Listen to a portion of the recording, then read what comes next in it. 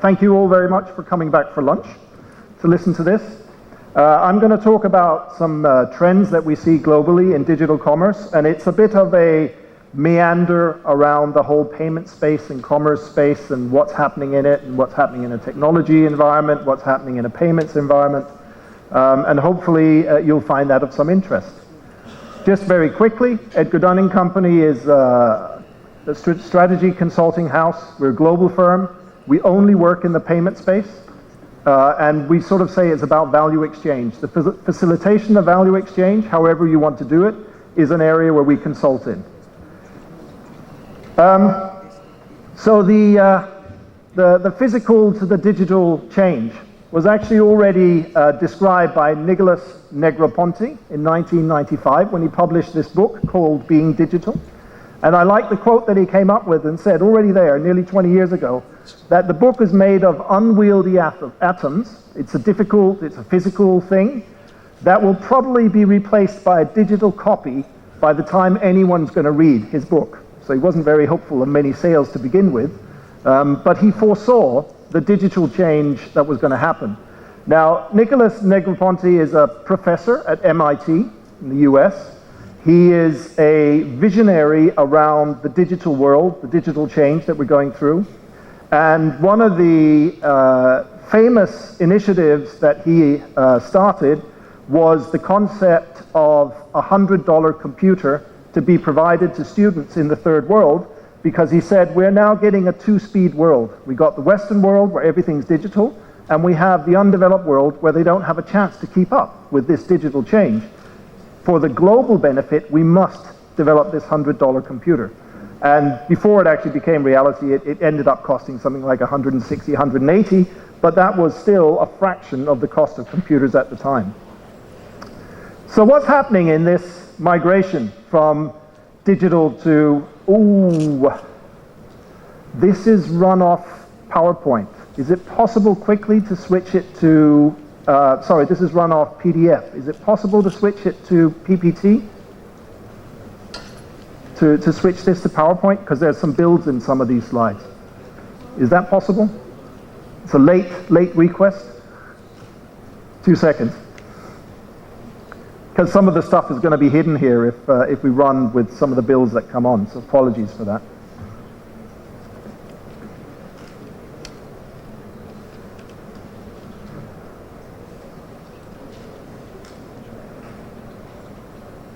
So some things that I can explain on this slide while we're waiting for that to happen. The graph there shows the cost in 1992 of 1 gigabyte of data storage, which was $570. And in today's environment, that's dropped to 2 cents. So, sorry? Yeah, it was. There is both a PPT and a... Okay, they're getting it sorted. So that's actually a decrease of 30,000 times. It's 30,000 times cheaper today to store a gigabyte of data, or to buy storage for a gigabyte of data than it was 20 years ago, which is pretty amazing. At the same time, the other computing graph, the gray one, just shows the physical size of having to store data, how complex it was, what you had to carry around with you. And you can see the decrease in the size there. And on the upper graph, which is a bit difficult to see, you can only see the aerial on one of the very first mobile phones, which were of course huge. That decreased in size down to sort of the iPhone 5 when that came out. And then we've seen an increase in size that comes out. And it's quite interesting when you look at it, because the decrease in size was all about the technology, how you could make that smaller, how you could make it more efficient, and the phones got smaller and smaller. The size now is being driven by the content and the ability to use the content on the phone. Excellent, thank you very much. So here, we've gone from the bigger phones down to now, and that's the Note 4 at the end, items that are getting bigger because we want to interact with them more. We want more information from them. We're integrating more knowledge and storage on them to make it easier for us. So that was the size of the disks, and that was the cost of memory, of storage.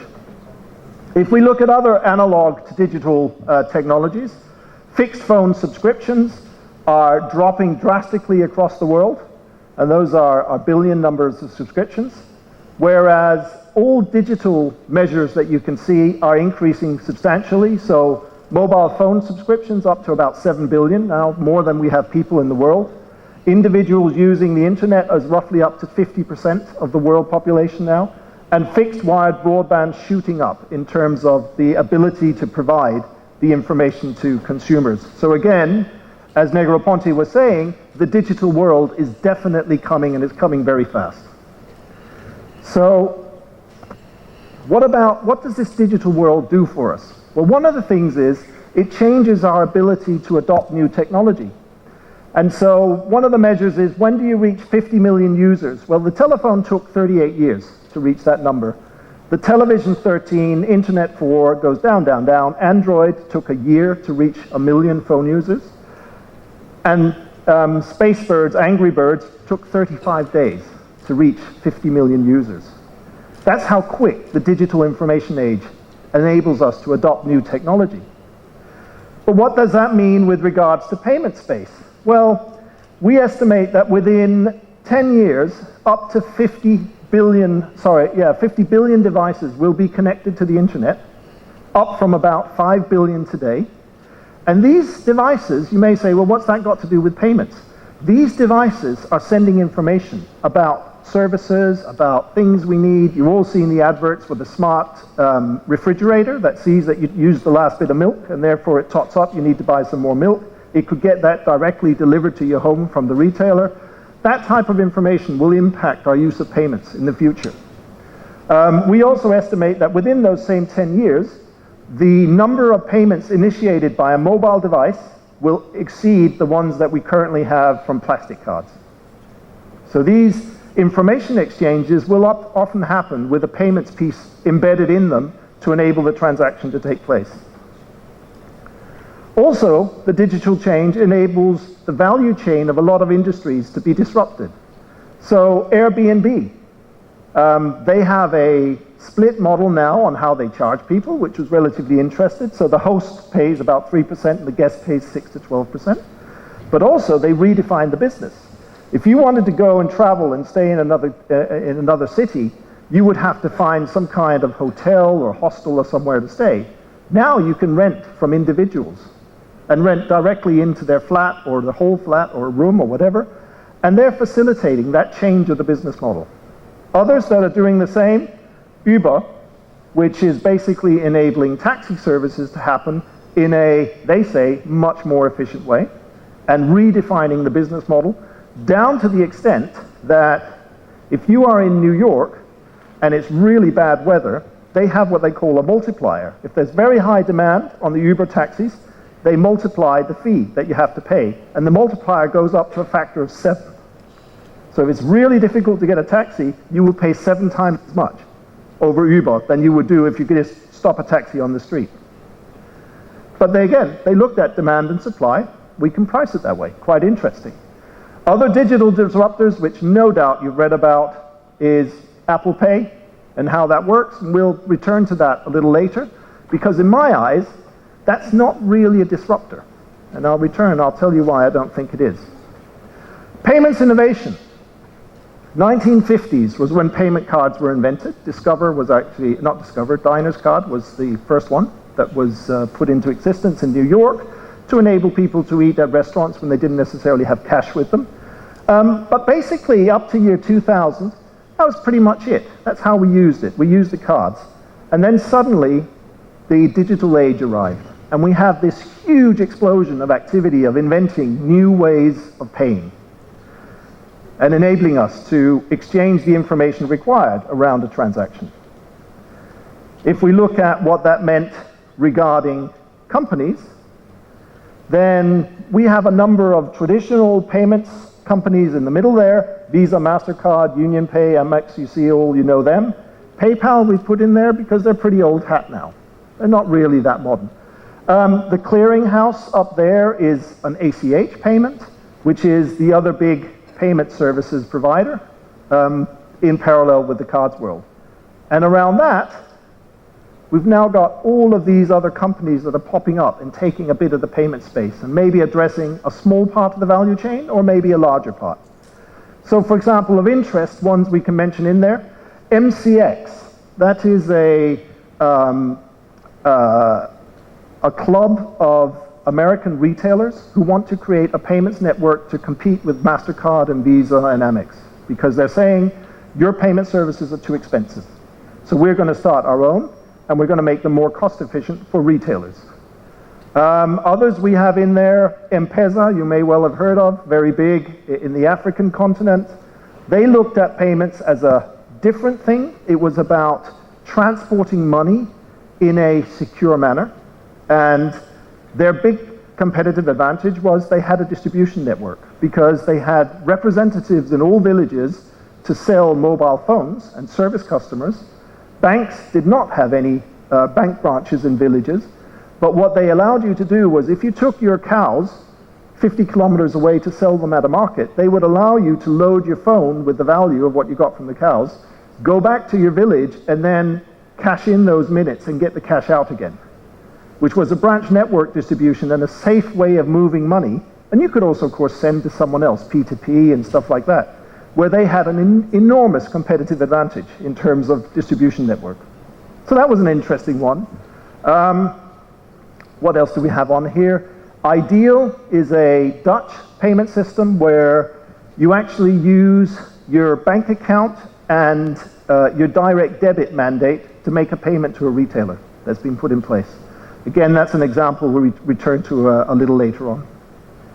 But beyond the transaction, there's more stuff. So the payment in itself, and this is Amex from about 3 years ago now, the payments industry globally is estimated to be worth about $100 billion in revenues. Attached to the payment is another $400 to $500 billion worth of commerce revenue opportunity. This is information around the payment, and the content of what that payment covers enables about 5 times the value of just the payment itself. And a lot of the innovation you see now in the world is about expanding the content of information, the digital content of what we know around the payment, to enable us to explore that other $400 to $500 billion. And that's things such as loyalties. It's things such as changing consumer behavior. It's getting the right offer to the right consumer at the right time. All these kind of things that marketing people are far better at talking of than I am. But if we look at what we now call, in our terms, the digital commerce matrix, you have the traditional point of sale. You've got the extension of that into remote payments for physical goods that then get delivered to you, or for digital contents that uploads directly. That's the first basic extension of the payments value chain. You then get into remittances, personal payments, and bill payments. So you actually get a bill presentment onto a digital device. You just push a button, it gets paid. Much easier than getting the bill in, having to go to the post office or whatever you do, write a check. Further extension. Then you have mobile point of sale or acceptance. This is things like the iZettle dongle. So you have an attachment to your phone that you can take to a customer site and put their card in and actually facilitate an EMV transaction at the client side. So that is, for example, very interesting for plumbers or gardeners or babysitters. Whoever goes to a customer's house and needs to collect money there can do it with iZettle. You can now walk into retailers, big retailers in the UK, and buy an iZettle contract on the spot, right? And they'll give you the device and they sign up, and they even offer now free transactions for a month. And after that, it's 2.75% for if you're a very small retailer, and with volume, they'll guarantee it'll go down to 1.5 if you meet certain criteria, 1.5% of transaction value. Quite interesting. Then we have all the information stuff that's now being linked into the transaction. So this is customer data, it's information about loyalty and incentives, and it's stuff around social commerce and virtual currencies that are linked together. And these virtual currencies aren't just Bitcoin. They're things like your air miles you get from your air company, the loyalty you get from the supermarket. Those types of currencies that you can convert into value, they're all linking into the payment services now that you are getting developed around the world. And sitting at the center of that is the digital wallet. which is this thing that's going to sit on your phone that's going to coordinate all of your payment activities. And if we look at that digital wallet, what it really is providing is, as we say here, convenience through service aggregation. It's trying to pull together as much of that information as possible that makes sense for the user. And as this example here, we've got P2P, money transfer. I've got daughters at university, so they'll send me a text saying, Dad, I need money again. And I can then respond to that and send the money again, I underline. Payment methods, so you can have different cards, different accounts linked to it. Doesn't have to be a card, could just be your bank account details.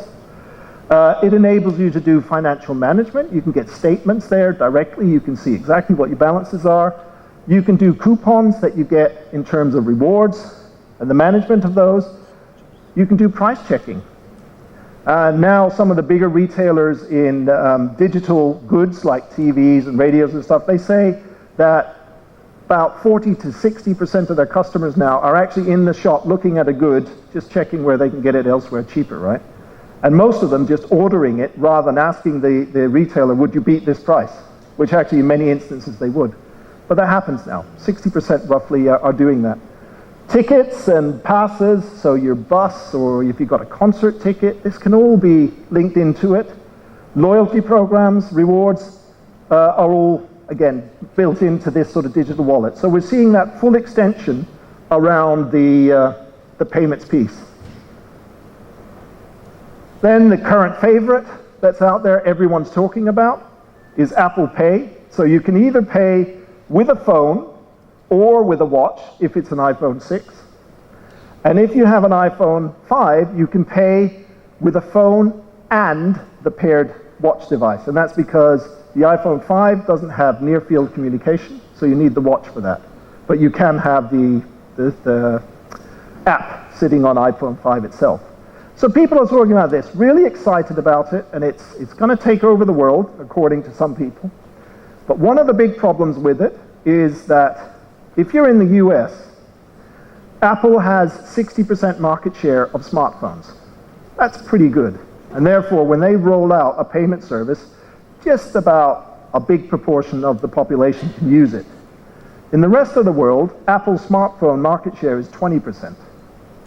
So now, a retailer looking at something where, at best, 1 in 5 customers can have if they come into their store, and actually since less than 50% have adopted it, is maybe 1 in 10 that has Apple Pay.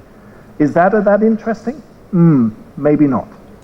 Also, the business model is that the issuing bank will pay Apple quite a lot of money for them to facilitate this service. Again, in the US, where Apple is perceived as being the king of innovation, a lot of banks want to be associated with that. They're willing to pay for it. In the rest of the world, where they're asking for quite a high payment, and you only reach 20% of customer base, it's not such a strong proposition. And you're not going to reach as many customers with that sort of innovative perception. Other favorites, the Google glasses. That had been a big hype thing up until just last week, when I saw a couple of articles that said Google are actually pulling back from investing in it.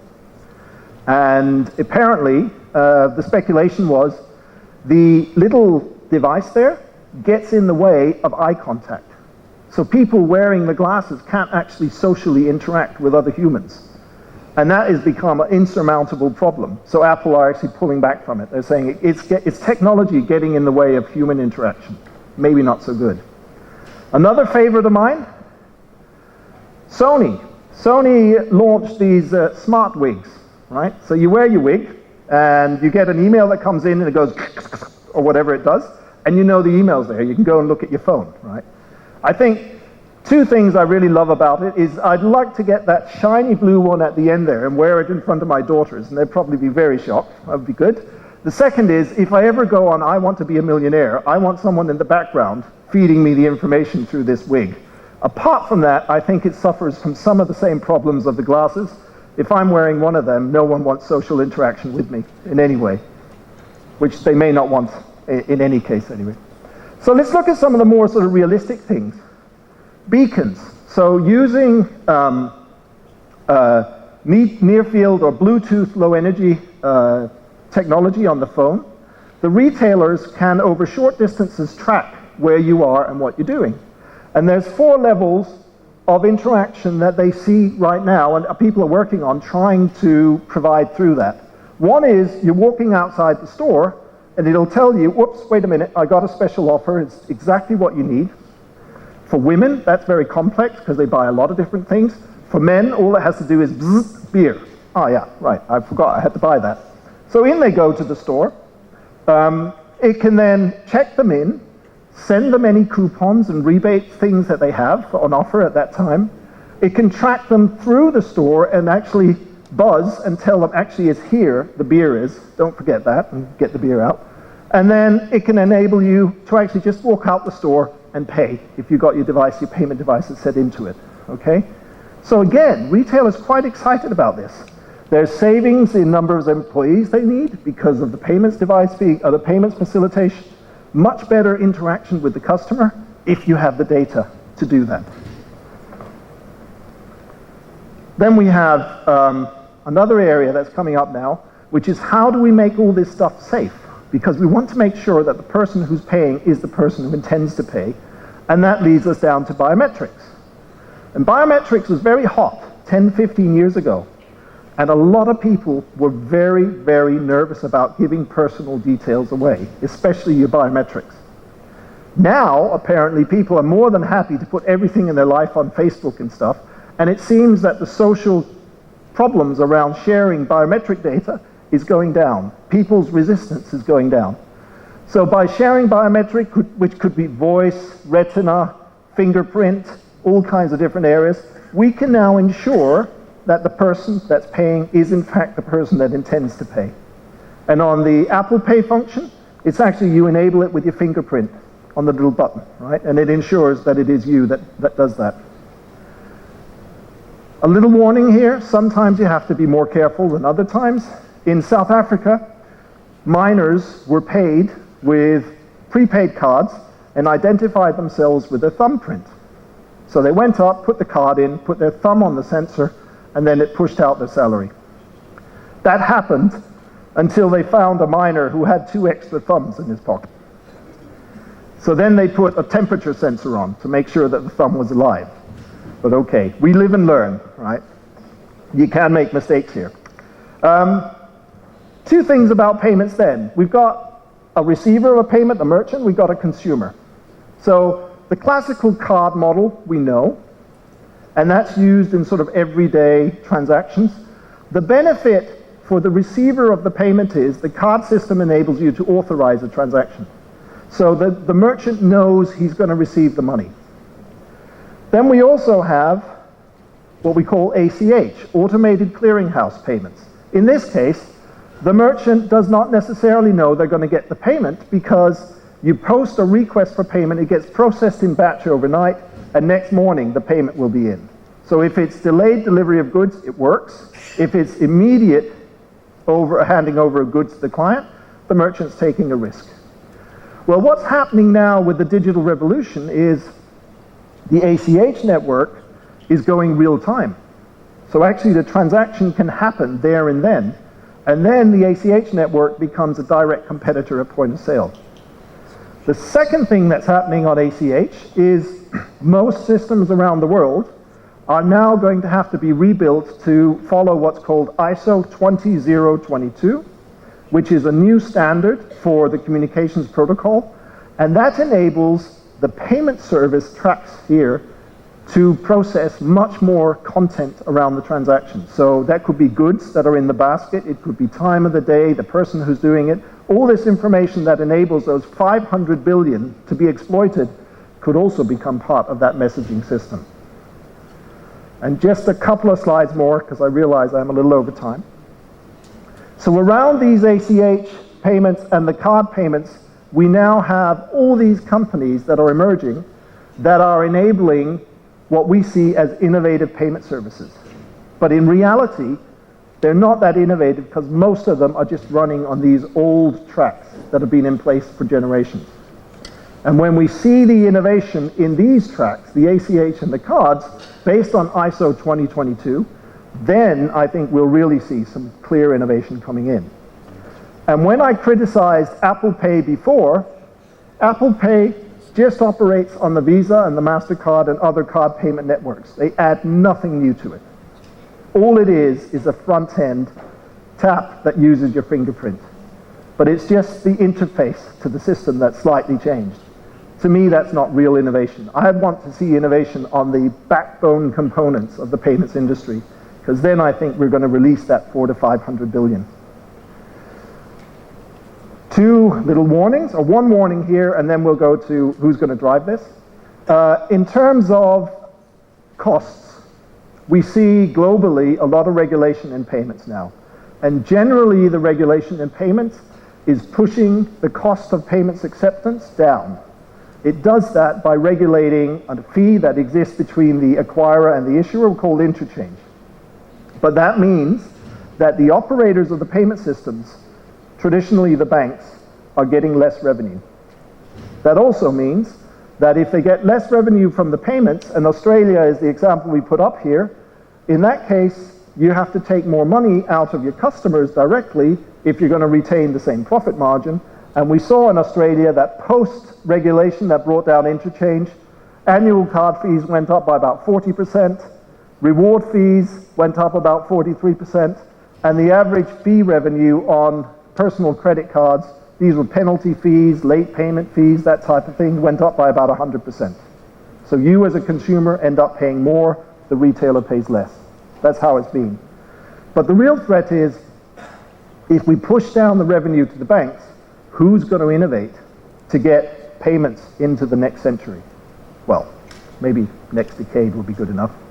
Well, we asked the question to a number of people who participate in a survey we run every year.